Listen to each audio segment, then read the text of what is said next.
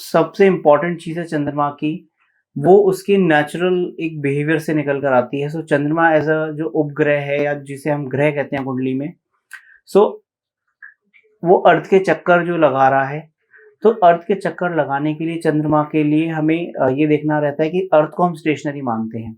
अगर हम अर्थ की फ्रेम से बाहर चले जाए तो हमें दिखता है कि अर्थ भी सन के अराउंड मूव कर रही है और चंद्रमा अर्थ के अराउंड मूव कर रहा है। लेकिन अगर हम अर्थ पर हैं तो हमें चंद्रमा वैसे भी अर्थ के अराउंड मूव करता हुआ दिखता है और हमें बाकी प्लैनेट सन, जुपिटर, मार्स जितने भी प्लैनेट्स हैं सब हमें अर्थ के अराउंड मूव होते हुए दिखते हैं। सो चंद्रमा, अगर चंद्र ग्रह जिसे हम कहेंगे, तो चंद्रमा की क्या इंपॉर्टेंस है? सो सबसे पहले देखिए, चंद्रमा को हमारे मन का कारक कहा गया है।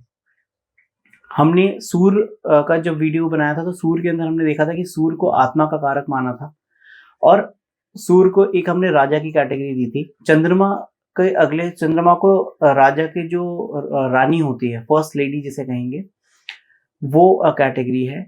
और चंद्रमा अगर ज्योग्राफिकली देखें तो वो सूर्य की लाइट को रिफ्लेक्ट करता है एक्चुअल उसमें। तो आप ऐसा सोचिए कि आपके आत्मा की जो एनर्जी है उसका रिफ्लेक्शन है चंद्रमा। सो आपकी आत्मा की एनर्जी का जो रिफ्लेक्शन है वो आपका मन है। तो आप किस तरीके से सोचते हैं, तो आपके, अगर कहते हैं ना कि आत्मा तक हम अगर हम पहुंच जाएं तो हमारा सारा लाइफ उसके अराउंड हमें सॉर्टेड मिलेगा। सो वो हमारा ब्रिज का काम करता है मन। हमारे अंदर किस तरह की इमोशंस है, हम किस तरीके से सोचते हैं, हमारा माइंड क्या चाहता है, तो वो सारी चीजें मून उसका कारक है और मून से ही ये चीजें निकल कर आती हैं। चंद्र ग्रह के और भी जो कारकत्व हैं वो ये हैं कि जो मदरली फिगर्स हैं, जो नर्सेज हैं, अगर प्रोफेशन की बात की जाए, जो हेल्थ वर्कर्स हैं, जिनके अंदर एक इमोशनल एनर्जी है लोगों को हील करने की, वो चंद्रमा एनर्जी देता है। सो अगर कुंडली में चंद्रमा वेल प्लेस्ड है तो सारी दुनिया बहुत हैपनिंग और बहुत अच्छी लगती है। लेकिन अगर चंद्रमा बैडली प्लेस्ड है, चंद्रमा के आसपास नेगेटिव या डार्क प्लैनेट्स हैं, या डार्क प्लैनेट्स को हम समझेंगे आगे वीडियोस में, या पाप ग्रह हैं, तो चंद्रमा का जो हमारा मन का रिफ्लेक्शन है, तो हमें सारी दुनिया ऐसे दिखेगी जैसे कि हमारे मन के अनुकूल नहीं है दुनिया, और बहुत ये विचित्र दुनिया है और हमारा यहाँ पर कोई रोल नहीं है। इसी तरीके से चंद्र का जो अपना एक बल क्षेत्र है वो है, जैसे कुंडली में जो मदर का स्थान होता है, क्योंकि चंद्रमा बहुत शार्पली मदरली प्लैनेट है।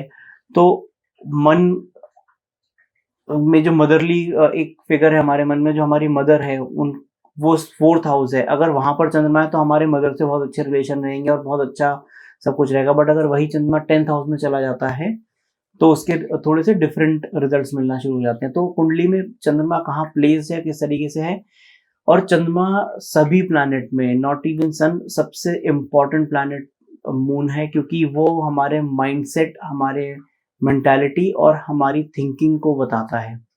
हमारे ब्रेन को उतना रिप्रेजेंट नहीं करता है।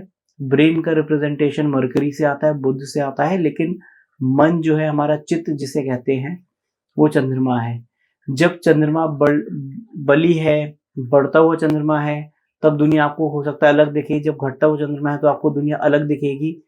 आप इसको ऑब्जर्व करेंगे तो आप ये समझेंगे कि आपकी कुंडली में चंद्रमा बहुत वेल प्लेस नहीं है, क्योंकि तभी आप, जब चंद्रमा की खुद की एनर्जी नहीं है तो आपके लिए वो चीजें ट्रबलसम बना देता है। आपके मेंटली सब कुछ सिचुएशन वैसे ही होती है, बट आपकी सिचुएशन को वो टफ कर देगा मेंटली।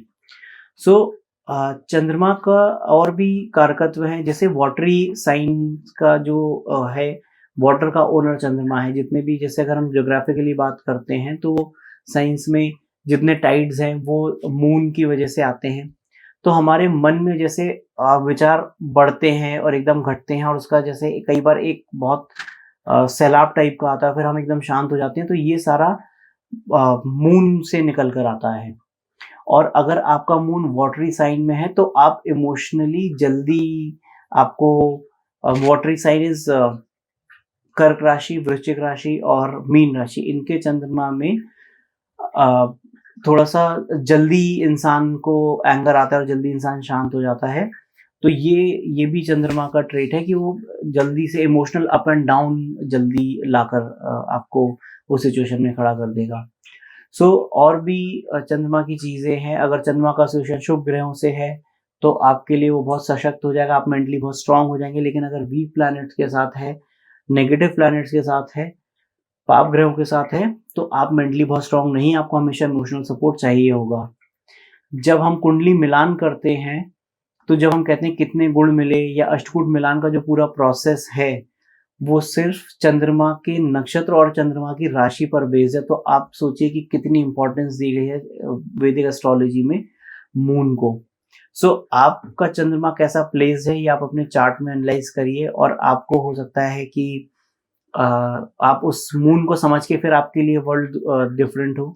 अगर आपका चंद्रमा आपके लिए आपको एक फोकस दे रहा है कि आपको मेडिटेशन करना चाहिए, मंत्र जाप करना चाहिए, तो और अगर आप उस समय आप पार्टी करने की कोशिश कर रहे हैं तो आपको वो अच्छे रिजल्ट नहीं देगा। इसलिए मून सबसे इम्पोर्टेंट है। जैसा आपका मेंटल स्टेटस है, जो आपको कंफर्ट लेवल मून है वो बताता है कि कहाँ आपका कंफर्ट लेवल है। आप उस तरीके के अगर डायरेक्शन में अपनी लाइफ को ले जाएंगे तो आप बहुत एनर्जेटिक फील करेंगे और आप बहुत कंफर्टेबल फील करेंगे। और एक कहावत से मैं इस वीडियो को एंड करूंगा कि मन के हारे हार है और मन के जीते जीत। यही मून का काम है। अगर आप मून आपका अच्छा है तो आपका मन नहीं हारता, तो आप किसी भी रिलेशन से बाहर आ जाएंगे। अगर आपका मून वीक है, आप जल्दी परेशान हो जाते हैं, जल्दी डिप्रेशन में आ जाते हैं। तो आपका अगर मन हार गया तो आप किसी भी लाइफ की बैटल को जल्दी हार जाते हैं। तो होपफुली आपको ये वीडियो अच्छा लगा होगा। आप अगेन इसको लाइक करिए, आप मेरे चैनल को सब्सक्राइब ज़रूर करिए अगर आपको इस तरह के वीडियो अच्छे लगते हैं और आप मेरे और वीडियोस को देखना चाहते हैं। बेल आइकन दबाना ना भूलें जिससे आपको नोटिफिकेशन आए और आप मेरा कोई भी नया वीडियो मिस ना करें। जल्दी मिलेंगे ज्योतिष में एक नए वीडियो के साथ, नए विषय को नए एंगल से देखने के लिए। तब तक के लिए नमस्कार।